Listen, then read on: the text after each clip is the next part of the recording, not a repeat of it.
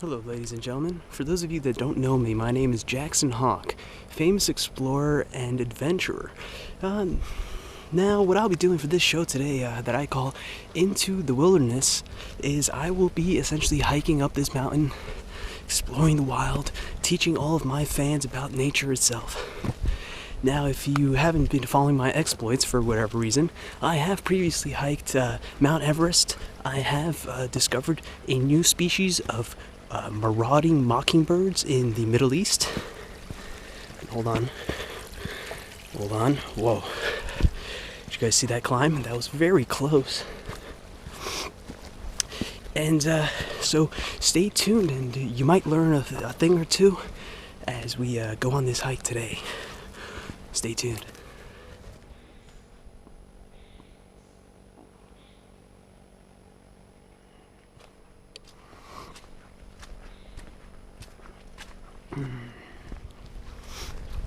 So hiking isn't for everyone. You really have to be in great shape to manage to do this every day like I do. Some people would be out of breath, sweating, have trouble climbing up this mountain. But not me, because it's a matter of willpower. It's a matter of determination. That you have to push yourself through these difficult circumstances. And that's something you can apply to everything in life. Just kind of keep going through the tough times and never run out of breath. For those of you that don't know, the rattlesnake is actually named after a common disarming technique for the snake. If you actually grab the snake by the tail and you shake the tail up like a rattle, it'll actually disarm the snake. It goes completely stiff and paralyzed. Well, it will not be able to move at that point. It's actually so easy, a small child could do it. But you shouldn't try it because it's not a good idea. Whew. Thank God I'm in this good shape. Otherwise, I'd really be tired. Let's take a look at this tree.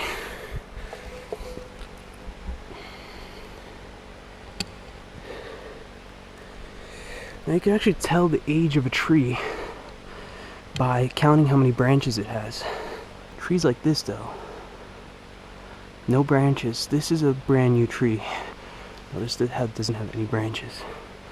I would date this tree at about 2 years old, 2.5 at most, because I do think if you look all the way down, there is a branch down there. I'm going up the mountain. At this point, we're at about an elevation of 3 miles, so it's a decent elevation. At this point, the oxygen starts becoming thinner, and it is a bit harder to breathe. That's why it might seem like I'm out of breath, but in fact I'm only breathing the thinner, less oxygen-rich oxygen. Oh, you guys gotta take a look at this. This is fascinating. I haven't seen one of these in the wild in a long, long time. Take a look. Hold on over here. So this is actually a type of fence plant. It disguises itself as a man-made fence in order to fend off predators. It's very intricate. Oh, it's fascinating. I haven't seen one of these in the wild in over 20 years. See, a deer will assume it's a fence, so they're not going to eat it. But in fact, look, chlorophyll, borium. It's I got cell membranes. It's a very animal. It's a plant that you only find in the wild. That's the way. Let's turn here. That's the. Oh shit. That's the way things are evolving these days. Our ecosystems react to humanity's presence, and we get these man-made fences. plant-made fences that look like man-made fences because of how we're co-evolving as a species, as an ecosystem, always in balance, always fighting with each other.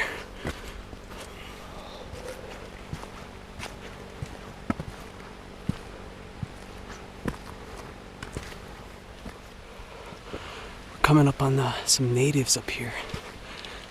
They actually live on these parts off the land. They're just up ahead. You have to be very respectful. A lot of these people, they don't understand English. They've never had contact with the outside world. They make their own clothes, their own professional backpacks. Fascinating, just off of the land. Let's see how this interaction goes, but you have to understand they're not cultured. They don't understand how the world works in a lot of respects. So let's take a look. There they are. Wait. You see them just up ahead. Fascinating. We're gonna stick with their trail for a little bit. We gotta stay very respectful at a safe distance. Otherwise they could attack if provoked. Notice how the female in the classic pink wardrobe, they actually make these using dyes from local wildlife, from the trees. But notice how she's leading the way. Very common in their culture for the female to rush ahead for no reason, many miles ahead of the males, essentially looking out for dangers and things like that. It's sort of a rite of passage for the females to eventually lead their own trails. Quiet now, hold on.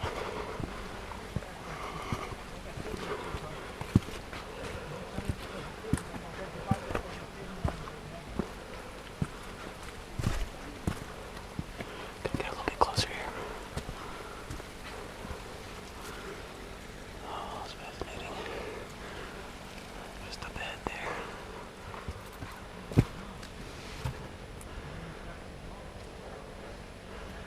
They're a good distance away. Gonna get up closer.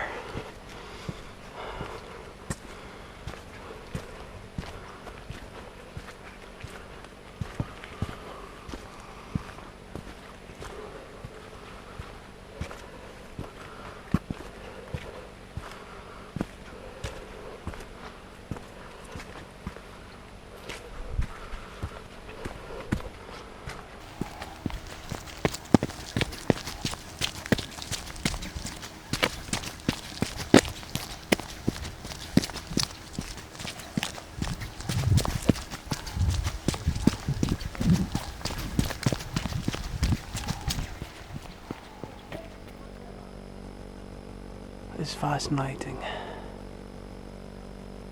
These rocks date back a million years. Why did I get an accent all of a sudden? Didn't have an accent before. I don't know. Doesn't make much sense. The natives actually pray to these rocks. They call them Machu Harulku. It's an ancient rock formation. They believe it represents the earth god, Callisto. You can see see the way it's formated. It represents the three pillars. You have the earth, the wind, and the fire. And then you have some Destiny's Child. Anyway, it's a fascinating rock formation. Look at the summit here. We're only about 10 miles up right now, but you can already see quite the summit. I'm gonna look at it from this angle here.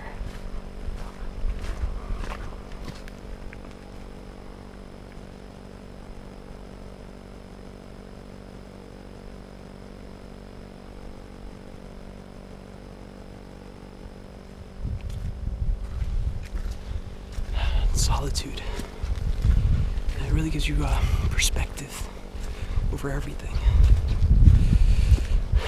You know, there's an old saying, you leave a man alone in the woods for a day, he will no longer need a spoon to eat. Leave a man in the woods for a week, he will no longer need to eat. It's old Mojave saying that, we learn to self-sustain, to survive, to kind of find ourselves when we're left isolated in the wild. And some of these luxuries, such as eating, that we crave so much, that we get used to eating, breathing. Leave yourself out in the woods without any food, without any water, and eventually you learn to live without these luxuries that common civilization has provided us. I'm kind of hungry now. I left my pastry in the car. I had a chocolate pastry. Oh, it's been like half an hour. Should I go back and get the pastry? What the hell is that? Hold on, there's some people up there. Look at this there. Oh, it's fascinating.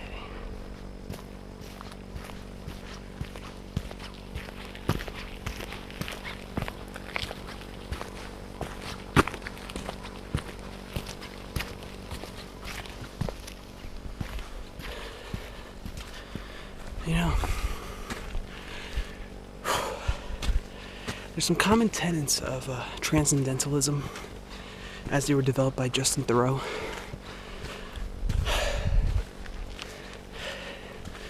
We sometimes have to get away from the shackles of commercialization, capitalism, toilet, to kind of step out of our bodies. It's an out-of-body experience. Only when you go beyond the 1 mile radius of civilization do you begin to hear the birds, see the squirrels. Haven't seen a goddamn animal yet. But maybe I'm not a mile away. Maybe I'm half a mile away. Although I'm 10 miles up. So maybe I'm 10 and a half miles away. But it has to be an even number. It can't be 10 and a half. It has to be 11, 12. That's when you start seeing the animals. Another possibility, though, is that all the animals have moved to the cities. Squirrels can't get that much to eat in the woods. Have you ever seen a squirrel in Central Park? Have you seen Pizza Rat? These animals are smart. They know that by moving to the city, there's more opportunities for squirrels and rats. There's more jobs. In a lot of ways, the rats and squirrels, they're taking a lot of our jobs. And there's really something has to be done about it. Have you ever tried to apply to be a nut herder? It's not as easy anymore. Ever since the squirrel migration of 1987, it's been difficult. Rats have a monopoly on the subway system. Who's being left out in these situations other than humans? Chipmunks. You ever seen a chipmunk in a subway system? No. There's too much competition from the rats. And I think it's appalling, I think it's dreadful, and I think it's something that needs to be addressed without hesitation by our lawmakers, by our policymakers, by the government. It's an issue that's commonly overlooked. The people need to lobby for this kind of issue, and they have to vote. Your word is your vote, your power is in your vote. Elect the right congressman to do something about the rats and the squirrels that are taking the jobs. It's unbelievable. It just drives me crazy. It drives me absolutely crazy.